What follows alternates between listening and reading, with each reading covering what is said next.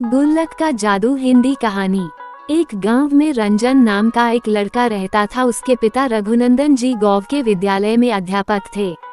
रंजन भी पढ़ने में बहुत तेज था। रंजन की मां सावित्री घर का काम संभालती थी। रंजन जब भी विद्यालय जाता उसके पिता उससे बात नहीं करते थे। वे अन्य विद्यार्थियों से अच्छे से बात करते थे। एक दिन रंजन विद्यालय से घर आया तो सावित्री जी ने उसे खाना खाने के लिए दिया। तब रंजन ने मां को गुस्सा दिखाते हुए कहा, रंजन मां, मैं उस विद्यालय में पढ़ने नहीं जाऊंगा। पिताजी मुझसे बात नहीं करते, जबकि वे मेरे साथ पढ़ने वाले सभी छात्रों से अच्छे से बात करते हैं। सावित्री जी, बेटा पिता के बारे में शंका नहीं करते। यदि वे ऐसा करते भी होंगे तो जरूर उसके पीछे कोई वजह होगी। तू खाना खा ले, इस बारे में हम शाम को बात करेंगे। रंजन उनकी बात मानकर खाना खा लेता है। शाम को जब रघुनंदन जी वापस आते हैं तो सावित्री जी उनसे रंजन से बात न करने का कारण पूछती हैं। रघुनंदन जी रंजन को अपने पास बिठाकर कहते हैं, रघुनंदन जी बेटा, पहली बात तो ये कि ये बात तुम्हें मुझसे पूछनी चाहिए थी। दूसरी बात ये कि तुम मेरे बेटे हो। अगर मैं तुमसे विद्यालय में बात करूंगा तो अन्य छात्रों का समय नष्ट होगा, क्योंकि एक शिक्षक का सारा समय अपने छात्रों के लिए होना चाहिए। तुमसे तो मैं घर पर बात कर ही लेता हूँ। रंजन, पिताजी मुझे माफ कर दीजिए, मेरे मन में ऐसे विचार नहीं आने चाहिए थे। रघुनंदन जी, बेटा विद्यालय में केवल अपनी शिक्षा पर ध्यान लगाओ, उससे संबंधित कोई प्रश्न हो तो अवश्य पूछो। इसी तरह कुछ समय बीत जाता है। जब भी विद्यालय की छुट्टियां होती तो अधिकतर छात्र घर जाने से पहले बाहर खड़े आइसक्रीम वाले से आइसक्रीम लेते थे। एक दिन रंजन भी आइसक्रीम लेने पहुंच गया। उसके पास केवल 10 पैसे थे। आइसक्रीम वाला, 10 पैसे में आइसक्रीम नहीं आती है, कम से कम 25 पैसे लाओ। रंजन को बहुत बुरा लगता है। वो अपने 10 पैसे लेकर घर वापस आ जाता है।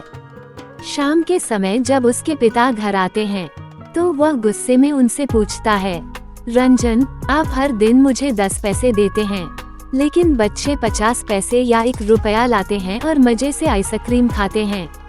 मुझे कल से कम 25 पैसे चाहिए। ये सुनकर रघुनंदन जी मुस्कुराने लगते हैं। वे कहते हैं, रघुनंदन जी बेटा, मैं तुम्हें 50 पैसे दे सकता हूँ, लेकिन जानते हो मैं तुम्हें ज्यादा पैसे क्यों नहीं देता? क्योंकि तुम्हारा मन हमेशा बाहर उस आइसक्रीम वाले में लगा रहेगा। दूसरों की नकल करने के बजाय पैसों को बचाना सीखो, जिससे किसी अच्छे काम पर लगाओ।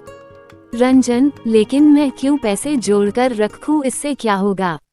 रघुनंदन जी, बेटा पैसा बहुत काम आता है। मुसीबत पड़ने पर हमेशा पैसा काम आता है। इसे खर्च करने से पहले कई बार सोचना चाहिए। जिस आइसक्रीम की तुम बात करते हो वो बहुत ही गंदे पानी में रंग डालकर बनाई जाती है, जिससे गला खराब हो जाता है। इसीलिए मैं तुम्हें कम पैसे देता हूँ, जिससे तुम उसे खर्च न कर दो। अगले दिन रघुनंदन जी अपने बेटे के लिए एक गुल्लक ला कर देते हैं। रघुनंदन जी, रंजन, इस गुल्लक में हमेशा कुछ पैसे डालते रहना। आज से मैं तुम्हें 25 पैसे दूंगा। रंजन पिता की बात मानकर 25 पैसे में से 20 पैसे गुल्लक में डाल देता था। इसी तरह कई वर्ष बीत जाते हैं। वर्ष बीतने के साथ गुल्लक भी कई हो जाती हैं। एक के बाद दूसरी, दूसरी के बाद तीसरी, इस तरह लगभग 7 गुल्लक पैसों से भर जाती हैं। रंजन भी अब काफी बड़ा हो चुका था। उसके पिता बूढ़े हो चुके थे। वे अब विद्यालय से रिटायर्ड हो चुके थे। एक दिन रंजन के घर एक पत्र आया। रंजन ने पत्र अपने पिताजी को दिया और बोला, रंजन, पिताजी, मुझे स्कॉलरशिप मिल गई। अब आगे की पढ़ाई मैं शहर जाकर कर सकूंगा। रघुनंदन जी बहुत खुश हुए। उन्होंने रंजन को गले लगा लिया। तभी सावित्री जी ने कहा, सावित्री जी, लेकिन बेटा तू वहाँ रहेगा कहाँ? वहाँ तो सब कुछ बहुत महंगा है।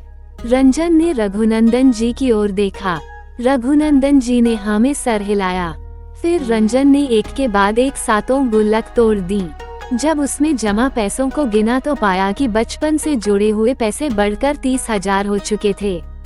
रंजन की आंखों से आंसू बह रहे थे। वो बोला, रंजन, पिताजी आप ठीक कहते थे, अपने पर संयम रखकर किसी भी परिस्थिति को जीता जा सकता है।